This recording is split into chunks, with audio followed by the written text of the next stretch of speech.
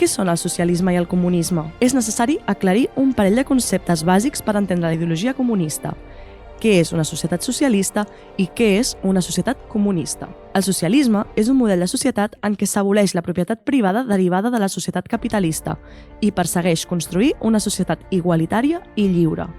Això es concreta en què la classe treballadora té el control col·lectiu dels mitjans de producció i de l'aparell de l'Estat, amb l'objectiu d'eliminar les diferències de classe i que la producció, l'economia i les decisions polítiques responguin als interessos de la majoria de la societat i no d'una minoria propietària.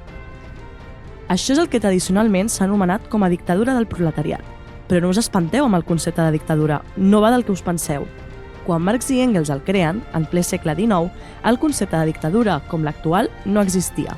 De fet, si li preguntéssim a Lenin, ens dirà que la dictadura del proletariat consisteix en que, a la vegada que es produeix una enorme ampliació de la democràcia, que es converteix per primera vegada en democràcia per als pobres, en democràcia pel poble i no en democràcia pels rics, la dictadura del proletariat implica una sèrie de restriccions imposades a la llibertat dels opressors, dels explotadors, en definitiva, dels capitalistes. I llavors el comunisme què és?